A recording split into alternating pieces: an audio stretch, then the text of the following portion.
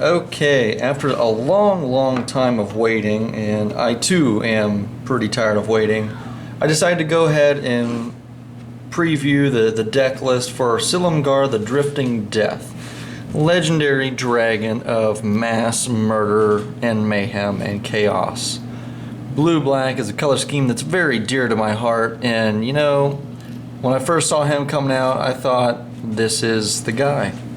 I was looking to make a blue-black deck, and down from the heavens, like drifting death, descended Silumgar. Now, there's some key components to this deck that make it surprisingly good. And it took me a couple iterations, tearing it apart, rebuilding it. Nope, didn't work. Tear it apart, rebuild it. Kind of attempts to figure it out. One is the fact that he's hexproof. That is actually a big deal. Hexproof generals are harder to take care of. I mean, you're going to have to worry about board wiping in order to get rid of them, or mass bouncing, mass something, because you can't target them. And I can, so it's awesome. Hexproof and flying is awesome. You'll also notice that he's a 3/7. He's got a fat ass, all right? That big badonkadonk, that large amount of junk in the trunk is actually really awesome to have. 6 mana, you know, it'd be so much cooler if he was like 5 mana. If he was 5 mana, he'd be like the apple of my eye forever and ever. But it's 6 mana, you know, having a 7 backside, that's pretty good. That's a big blocker. 3 is not very intimidating, but his ability, you know, for multiple dragons attacking, you get multiple triggers. So even though it's only 3 damage on his front half, stuff's still going through. I mean, usually if I get 1 or 2 other dragons out and him attacking, that's somebody's board getting -3 with me attacking. What are you going to block with? It's your 5/5 is going to be reduced to a 2/2. So it's either you lose the creature or you let my little bit of damage go through. I mean, he's surprisingly a lot of fun to play. I have a lot of fun with this deck, but I'll go through and dissect the key components as we go through. So there he is. Let's start with the lands. Funny story about my lands. I, you know, historically and religiously like to stick to about 38. But I actually messed up my lands when I was going through my deck list, writing everything down that was in it. Come to find out I had 41 MFing lands. 41. I was like, oh my god, how did I mess that up? I don't know, but I did. So I took out a couple lands. I got 39 because I didn't want to completely just jank the mana base by changing everything up. You know, it was actually working very well with 41 lands. I wasn't getting screwed at all in any way. So I left it at 39. 39 was very good for me. Still a little more than most people care to run, but it actually works out very well with 39. Surprisingly well. I run a 6-bagger of the basics, 6 islands, 6 mountains.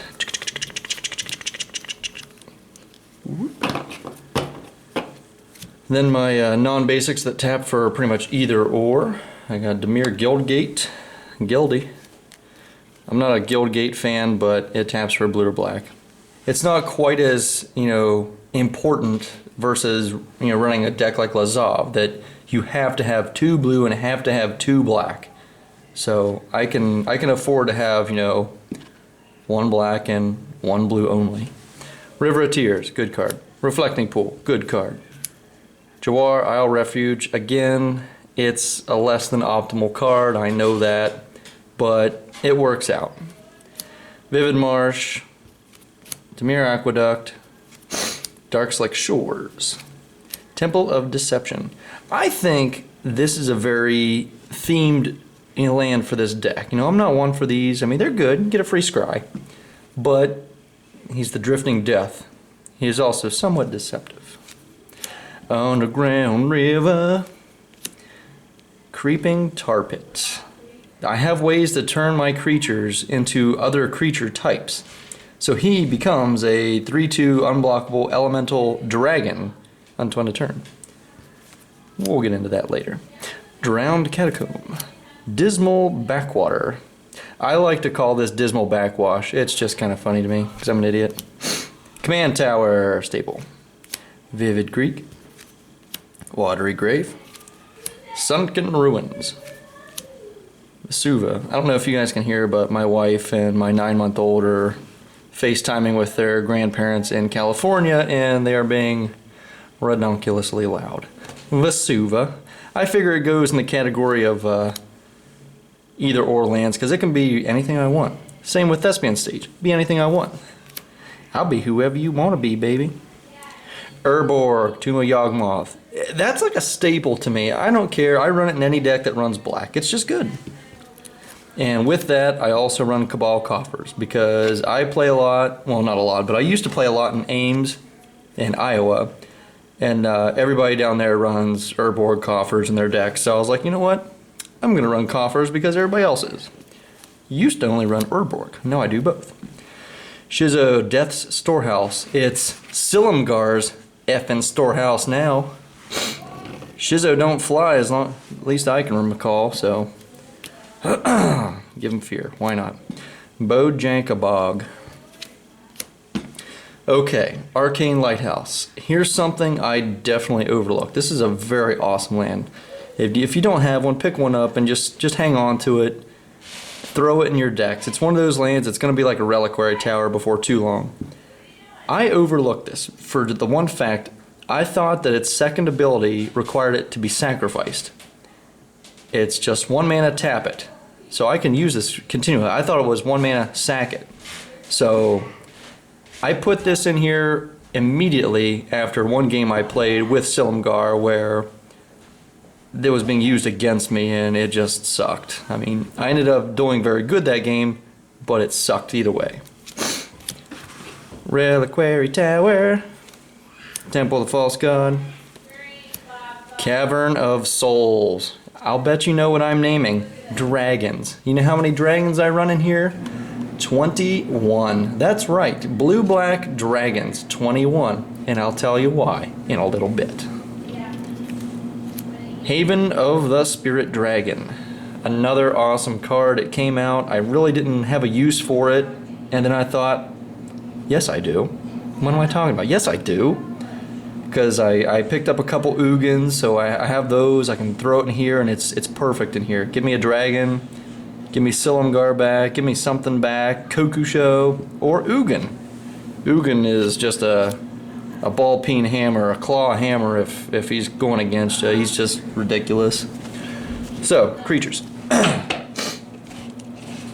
My creature base is quite jank. Quite, yes, jank, yes. So, as you see, the first card there, Moth Dust Changeling. That is the key to my dragon success. Changeling creatures. I have about 8 to 9 Changeling slash Mistform Ultimus. It's basically Changeling. So they're all creature types at all times, so they're dragons. So that's a 1 mana, 1/1 dragon. Awesome for Silumgar. Now, you know, wherein lies the danger? All these, you know, pseudo dragons, the Changeling dragons, are basically 1/1s, 2/2s, a 3/3, Karen Wanderers, a 4/4. They're not very powerful, they're all pretty vanilla. But it allows me to play aggressively, being that they're cheaper, smaller creatures. So I find that by the time I got 6 mana and I'm able to cast Silumgar, I usually have 2 to 4 Changelings slash dragons out. So even if I just cast them, I'm still doinking somebody for, you know, -3 into a turn. Baleful Strix, it's a good card. It's flying Death Touch and it's a nuclear deterrent. Skeletal Changeling, dragon. Shapesharer. This is an amazing card. It's very underrated in just general play. There was one game I played where somebody had threw out Consecrated Sphinx. It's like, well, if you pay attention to the text, 3 mana, target shapeshifter, or him, becomes a copy of target creature until your next turn. Well, my turn, I copied his Consecrated Sphinx, and we had a drawing fight going on. It was ridiculous, and I ended up killing his Consecrated Sphinx, so yeah, it was just fun. So it lasted, every other player's turn. I got those benefits. It can be anything until your next turn. So that can be a deciding factor. It's not just until end of turn. It's your next turn. Adaptive Automaton. It buffs up your other dragons, and you can make it a 3-mana 2/2 dragon. Oops. Moon Glove Changeling Dragon. Nightveil Spectre. This is a fun card for me. I just like him. I like his ability. It's very demure to me, very flavorful, and again, blue-black is just, it's a fun color scheme for me to run. So I threw him in there. He's very efficient. Ghostly Changeling Dragon. Kira Great Glass Spinner. This card is a huge pain in the ass for my opponents, and I think a lot of my victories that I've gotten have been because of her. Having the ability to keep my stuff untargetable is just huge, huge. And she's got flying. Shadow Mage Infiltrator. That familiar face on the card, he has still got it. He's still good. Clever Impersonator. Amazing card. I wish I had more. Copy a permanent. Usually I'm copying a dragon of some sort or someone else's general and turning it into a dragon. Clone, Metamorph, Sakiyashima the Impositor. This is amazing with Silumgar because copying Silumgar, I get double the triggers. Whenever I attack with a dragon, defending players' creatures get -2 instead of -1. So again, by turn 6, 7, maybe sooner with my mana rocks and whatnot, I get Silumgar out and Sakashima with 2 other, crappy changelings. I can get somebody for -4 into 1 turn. That's basically a board wipe. That hurts. That hurts a lot. And she's god-awful resilient. Being able to retain her name and copy another commander is just golden. I have Vesuvian Shapeshifter also in here, but it's in my, I have it all by converted mana cost, so it's later on down the road. That's one of the key things to this deck. One is the creature types. The changeling creature type is very important to take note of, and the amount of clones. Clones allow me to copy my creatures if I need more dragons, so I'm paying 4 mana for a clone and copying, something stupid like, Moonglove Changeling or something. It's still a dragon. So even if I don't have one of the good ones out, which there are few good freaking blue-black dragons, I can still, utilize him. But they are a little bit of the glue that holds the deck together. So clones and creature type. Solemn Staple. Turtle Shell Changeling. Dragon. Mistform Ultimus. That's right, all creature types. Dragon. Skithrix, the Blight Dragon. He's actually not so hot. I mean, Infect is handled differently than straight damage. And he's my only Infect source in here, and just about my only... Well, I only have like one other way to buff up my dragons, and that's with the Adaptive Automaton. So he's not going to get, ridiculously out of control. So he's actually, not as potent as he could be in a lot of decks that, may run some swords or something to buff him up. But he's a dragon, and he's very efficient, costly. Karen Wanderer, dragon. Haven Gull Lich. When things are being destroyed, namely my opponent's creatures, he allows me to steal them. With the ways I have of turning my creatures into dragons, which we'll see later, I can steal your creature, make it a dragon, and hurt you with it with my general. Vesuvian Shapeshifter Clone. Necromaster Dragon. This is a really fun dragon. At 5 mana, it's a 4/4 flyer, so it's a very good, aggressively costed creature, very mid-range. Not bad at all by just that. Whenever he deals combat damage to a player, I can pay 2, put a 2/2 zombie token on the battlefield, and each opponent mills 2. That's a fun little effect. I mean, it's something. Putting out the zombie token onto the battlefield and you mill 2. I can make that zombie token a dragon, so he spits out dragons, and he himself is a dragon. Icefall Regent. He, what's that stupid, that spirit geist thing that 4 mana for a 3/3 flyer, tap something down as long as it remains in play. Yeah, it's one of them, but basically on a bigger body and more expensive to cast. And he also gives me the ability from Frost Titan.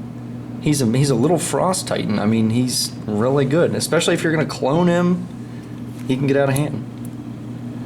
All right, here is the other silly little piece of the pie. Higger the Still Wind. Ninjutsuing him in for 4 mana, which that's very reasonable. Early game, first 3-4 turns of the game, people are going to be open. Just pick the right person, get somebody through, ninjutsu him in, search for a ninja card and reveal it, put it into your hand. He allows me to tutor up my changelings, which are also dragons. So he almost, in a sense, allows me to tutor up my dragons. That's amazing. Also makes target ninja unblockable until end of turn. Again, I can change creature types in this deck. I have ninjas, changelings. I have about 8 changelings, so those are 8 ninjas. I can make them unblockable until end of turn. I can make him unblockable until end of turn and tutor up more things. I also run Silent Blade Oni and Ink Eyes, Servant of Oni. So, you know, with creatures dying, Ink Eyes really, really shines, especially when I can tutor her up with Higger the Still Wind. Higger is actually a really, really fun creature, surprisingly fun, and I was amazed at how well he allowed me to pull my dragons out of my deck. Well, my changelings, but still, they're dragons. Bloodgift Demon, little card draw. Kaiga, the Tide Star. I'm not a fan of Kaiga, but she's a dragon, and I figured, oh, why not? I'll throw her in. Noxious Dragon. Not a very great dragon by any means, but it's a dragon, and it's blue and or black. So I figured, why not? It dies, I'll destroy something. Worm Coil Engine. It's a life gain mechanic. I've only got, I think, 2 good ways for life gain. I run this, and I run Whip of Erebos, so they get their value in that sense. Quicksilver Dragon, again, not a great dragon, and I oftentimes throw him out there for the morph cost, goading people into destroying him, because everybody thinks he's, you know, frickin' shitty-ass willbender, so nobody wants to get willbendered, so they grease him right away, and they're like, oh, it wasn't willbender. Yeah, I don't play willbender in a dragon deck, stupid. But it happens, so it's for fun. Catacomb Dragon. Again, he's not one of those great dragons. He's not a Kokusho. He's not, you know, a Tarka. He's not any of those good dragons. But he's a dragon, and he's kind of on theme with the whole minus thing. He cuts a creature's power in half, round it up until end of turn. Kokusho! Kokusho is a very potent card that once you play him, people don't want him to die, so he usually gets in some good attack and damage through. Hell, you want him to die half the time. Dragon Lord Silumgar. I love his ability. It's so awesome, you know, being able to steal a creature or a planeswalker. That's fantastic. So whenever you want to attack my planeswalker with your planeswalker, Ugin for example, you want to bolt my Ugin and kill him, fine, I'll steal your Ugin and bolt you with it. But the one thing I hate about it is that he lost his hexproof. That sucks. That just really bothers me. I really wish he would have kept his hexproof. I might have considered running him as a general instead if he would have kept his hexproof, but he didn't. Still fun though. It's a foreign mist dragon. I'm not sure entirely what, I think it's Spanish maybe. Again, it's not a great dragon, but it's a dragon, so I put it in there.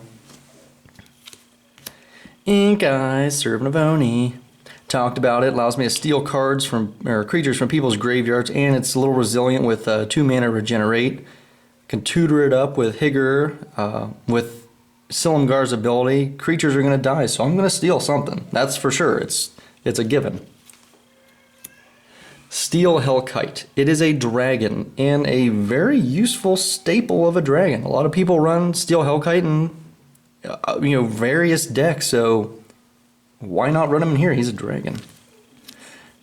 Una, Queen of the Fae. Now this is a funny card. It's also on the chopping block along with a couple of the other lesser creatures. Una's ability allows me to put out 1/1 flying tokens. You know, the milling is very irrelevant. Other than that, she's pretty irrelevant. But putting out tokens is, because I run Xenograft and Conspiracy and Unnatural Selection. They allow me to change creature types so I can make those 1/1s into dragons. Silent Blade Oni. I can tutor them up with Higger, the Still Wind, and Jitsu them in, and play cards for free. That is my creature suite. I run 37 creatures, give or take maybe one. Pretty sure it's pretty accurate, 37. So we'll move on to some of the other fun things. Our mana rocks and such. Soul Ring, Demir's Signet, Worn Power Stone, Dark Steel Ingot. I'm getting a little messy here. Excuse me, I'm getting messy. Commander Sphere. I run this because the sack it to draw card. I like that. I like it a lot.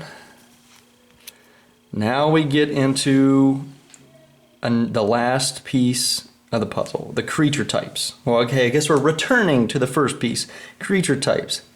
Conspiracy is an old card that people really forget about. Unless you're one of those combo players, you know, you probably don't know this exists.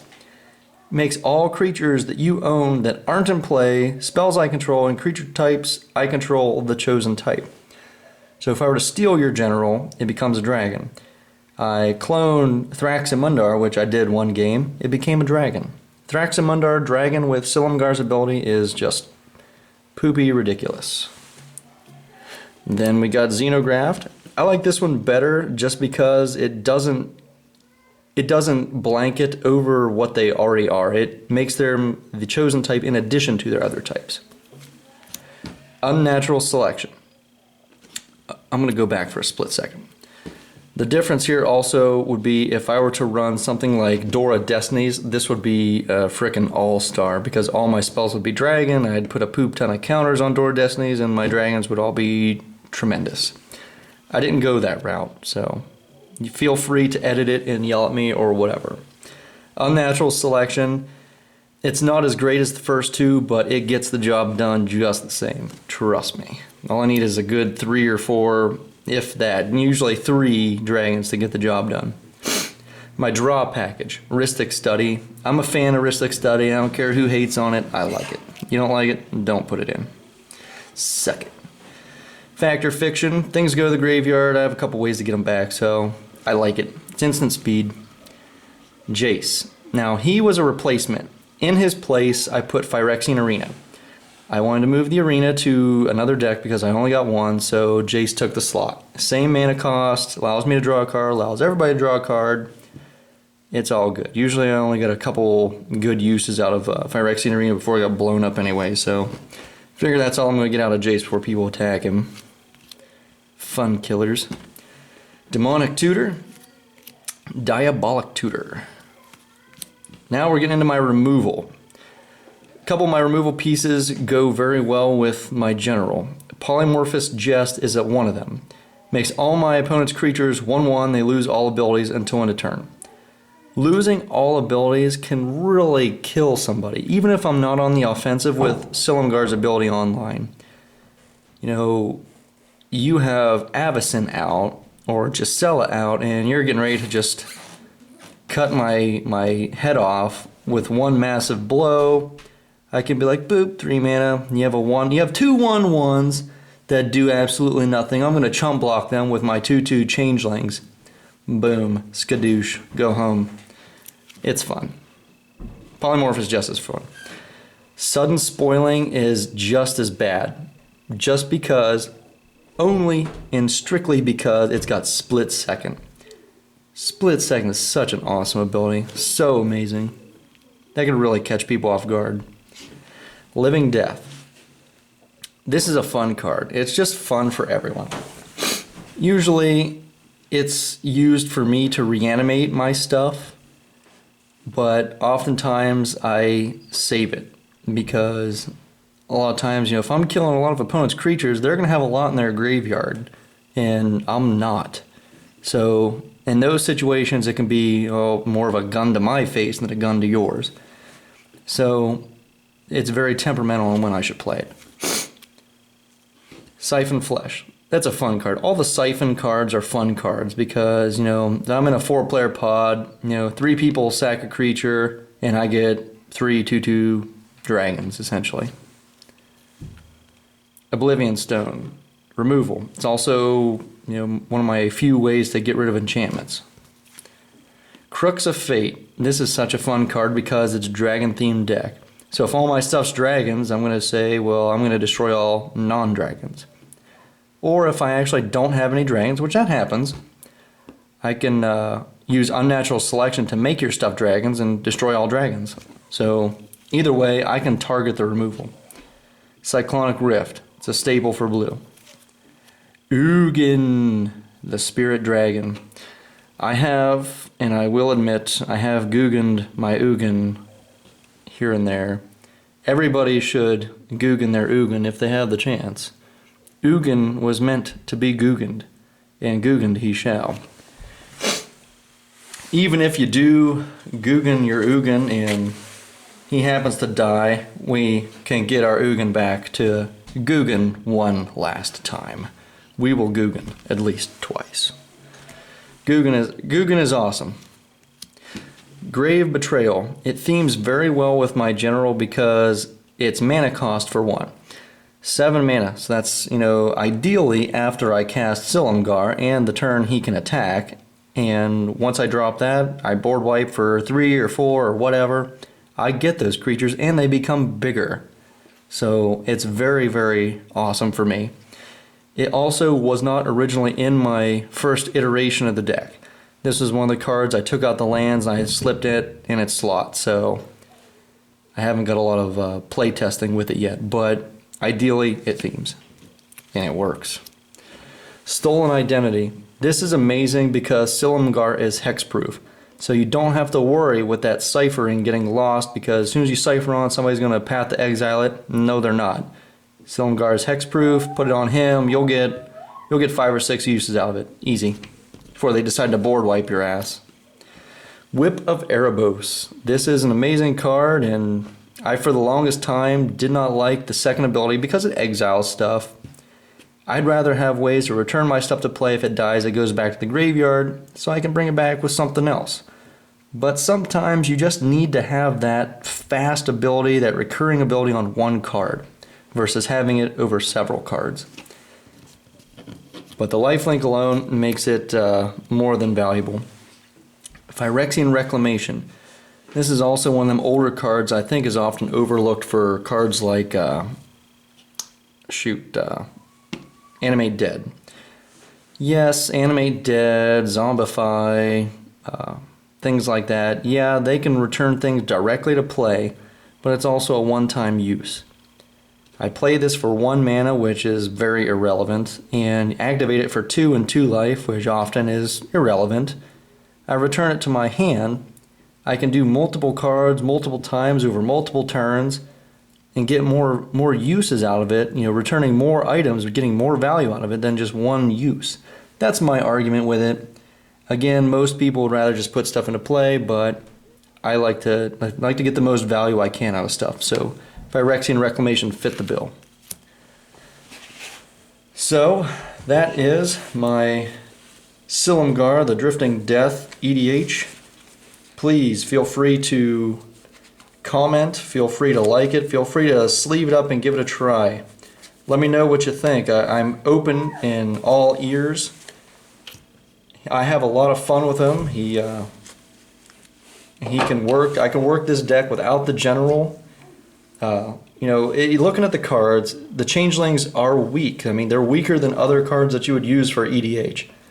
But when they get together and Silumgar gets out, I usually like to wait till I get like 3 to start attacking, and then Silumgar, then attack with 3. Somebody gets -3 into a turn. Get rolling that way. So he's a lot of fun. Give him a try. Future videos, I'm kind of giving Zergo a try. I'm just tinkering around with it. Can't quite get that right. So it's going to take a little time, but Thada Adele has not been forgotten. It's another one I'm just kind of working on. So got to get the right combination of stuff out and figure out what makes it work. And I will put it up here for you. The people for the people. This is Darren Yoho out.